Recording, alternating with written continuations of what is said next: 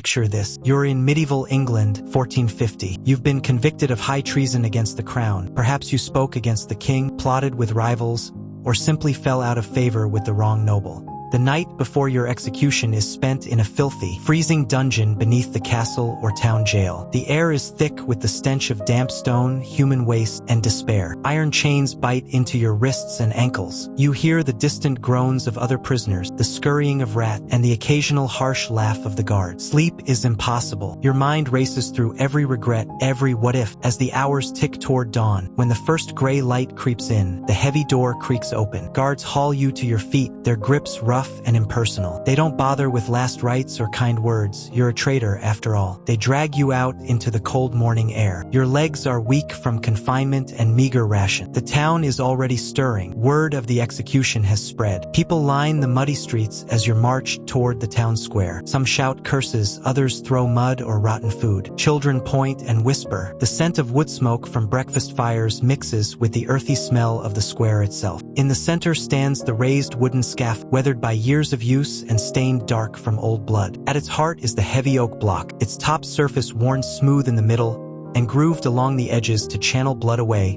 so the crowd can enjoy the full spectacle without slipping in the mess. Beside it waits the executioner, a large, hooded figure, his face hidden, gripping a massive, heavy axe that looks well used but perhaps not freshly sharp. You're hoping against hope that he's sober this morning and skilled enough to end it with one clean blow. Because in these times, the difference between a swift, almost merciful death and a slow, screaming nightmare often comes down to the steadiness of his hand and the sharpness of his blade. They shove you up the creaky steps onto the platform. The crowd presses closer, hundreds of eyes fixed on you, a mix of morbid curiosity, bloodlust, and grim satisfaction at seeing justice done. Some cheer for the king, others simply want entertainment on an otherwise ordinary day. You feel the rough wood under your knees as they force you down. Your head is pushed forward onto the block, your neck stretched awkwardly over the edge. The grain of the wood presses against your cheek. You can smell the faint metallic tang of old blood. The executioner steps into position. The crowd falls into a tense hush, broken only by a few shouts. You hear him adjust his grip, take a breath, then grunt with effort as he raises the heavy axe high overhead. For one terrible heartbeat, time stretches. You catch the glint of the blade against the pale sky. Then comes the sickening whoosh as it arcs downward toward your exposed neck. Oh hey there. Before we get into the brutal details of what just happened to your spinal cord, your major arteries, and whether any fragment of you remains conscious as your head tumbles away, let's slow things down with a quick game. I'm going to lay out some of the most persistent myths about decapitation, and you tell me true or false. Myth 1. When your head is cut off, you die instantly, complete lights out, no pain, no awareness whatsoever. True or false? It's far more complicated. Your brain doesn't shut down the moment the blade strikes. It still contains oxygenated blood in its vessels and tissues from the seconds before the cut. Animal studies, particularly on rats, have shown that electroencephalogram, EEG, activity can persist for roughly 10 to 17 seconds after decapitation, with some patterns linked to cognitive or nociceptive, pain-related, processes lasting several seconds. One 2011 study found that consciousness-related brainwave activity dropped by about 50% within 4 seconds, decaying further, but overall electrical signals lingered longer. A 1975 experiment recorded around 13.6 seconds of EEG activation. Whether this translates to actual conscious experience, thoughts, fear, or sensation remains fiercely debated. Many experts argue the sudden catastrophic drop in blood pressure causes near-immediate unconsciousness, while others note brief windows where the brain might still be active.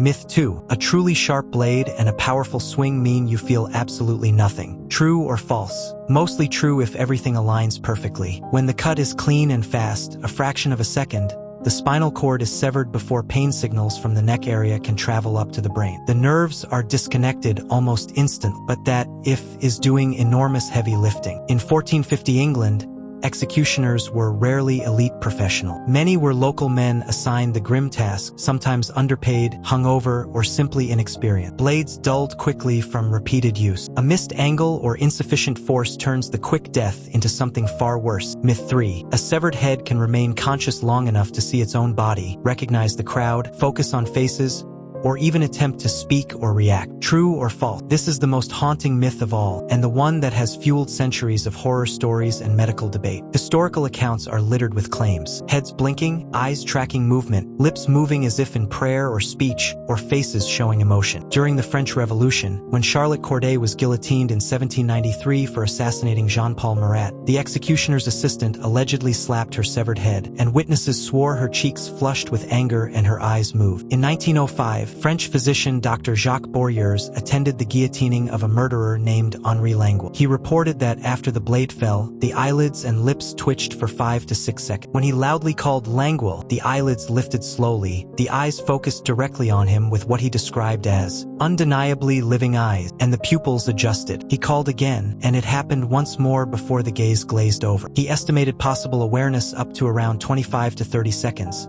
though modern interpretations often attribute this to reflexes or dying nerve activity rather than coherent thought. Science today largely concludes that any meaningful consciousness is extremely brief, likely vanishing within 2 to 5 seconds due to rapid loss of blood flow and oxygen, but the anecdotes refuse to die. All right, myths aside, let's walk through the raw, physiological reality of what happens when that axe comes screaming down. Whether fortune grants you a clean strike or condemns you to one of history's many botched horror, the anatomy and the instant of the cut your neck is a densely packed, vulnerable corridor. It contains the spinal cord, the vital bundle of nerves that serves as the information highway between brain and body. This cord runs through 7 cervical vertebrae that normally protect it. Surrounding it are thick muscles, tendons, cartilage, the trachea, windpipe, esophagus, and the major blood vessel, the carotid arteries that deliver oxygenated blood to the brain, and the jugular veins that drain it. For a clean decapitation, the blade must shear through skin, muscle, bone, and cord in one unstoppable motion, ideally striking the natural gap between vertebrae, often around the 4th and 5th cervical, where there's less bone resistance. If everything goes right, second 0, the axe impacts with crushing force. The spinal cord is severed instantly. Every nerve signal between brain and body stops dead. Your heart may stutter on for a few more seconds thanks to its own internal electrical pacemaker, the sinoatrial node, but without brain regulation it soon falters. Breathing ceases immediately.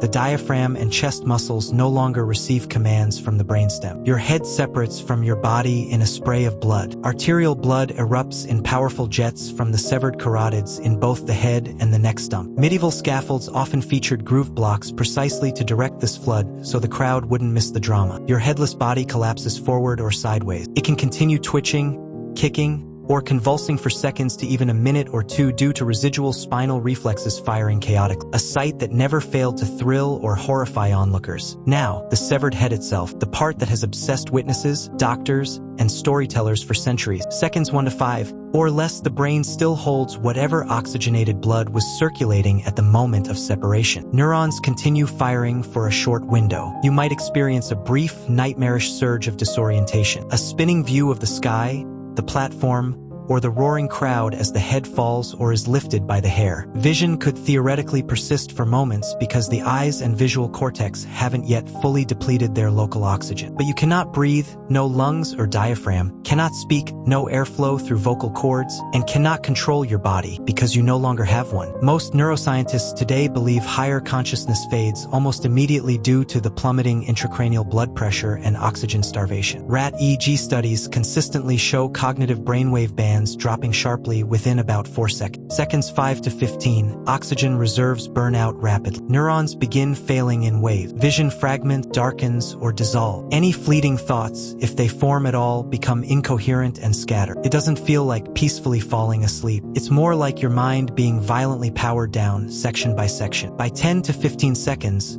most electrical activity approaches 0. Later, around 50 to 80 seconds or so in some animal studies, a massive slow wave of death can sweep across the brain as neurons lose membrane potentials en masse and die together. Any final twitches, blinks, or lip movements after that are almost certainly random dying nerve misfires, not conscious experience. Meanwhile, your body on the scaffold continues spurting blood. The crowd erupts in cheers, jeers, or wagers on whether the eyes moved or the mouth twitched. An assistant might hoist your head high by the hair, displaying it to the masses with a shouted warning, "Thus perish all traitors to the king." Your severed head could later be parboiled, tarred, and spiked on London Bridge or the town gates as a public deterrent. The nightmare of the botched execution clean, single-swing beheadings were never the reliable norm.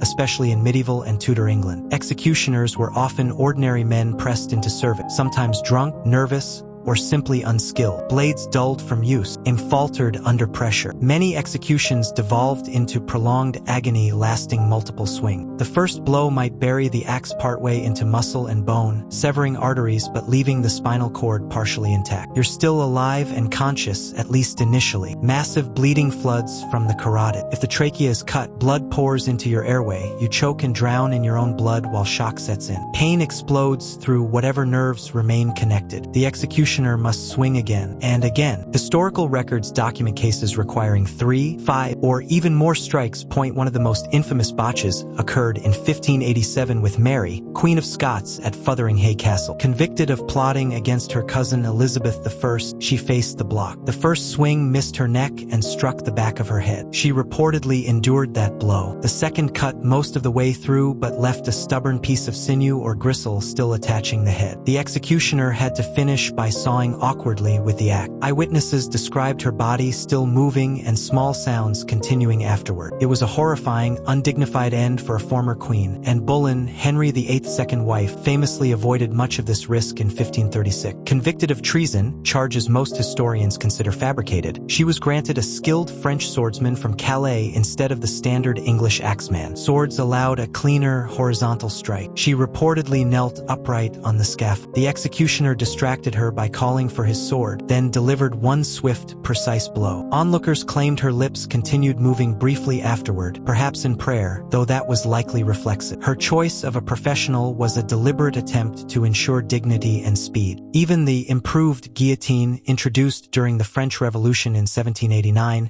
was designed to eliminate skill as a variable. A heavy blade dropped mechanically from height was meant to guarantee an instant, clean cut every time, making death humane and efficient regardless of the executioner. It processed thousands during the Reign of Terror with assembly line precision. Yet the debate over lingering consciousness in the basket never fully ended. The enduring scientific and philosophical debate for centuries, physicians and philosophers argued passionately. In the 1790s, German surgeon St. Sommering suggested consciousness might persist in a severed head even with weak circulation, with the strongest sensation possibly being pain from the neck stump. French doctors countered that these were mere spasms. The guillotine era produced more eyewitness claims of eyes focusing or faces reacting. Modern science, constrained by ethics, we cannot experiment on living humans, relies on animal models and historical analysis. Rat EEG studies show consciousness-linked activity often dropping sharply within 4 seconds. Significant EEG changes possibly tied to pain or arousal for up to 10 to 15 seconds in some cases. Overall brain activity largely flatlining by 15 to 20 seconds,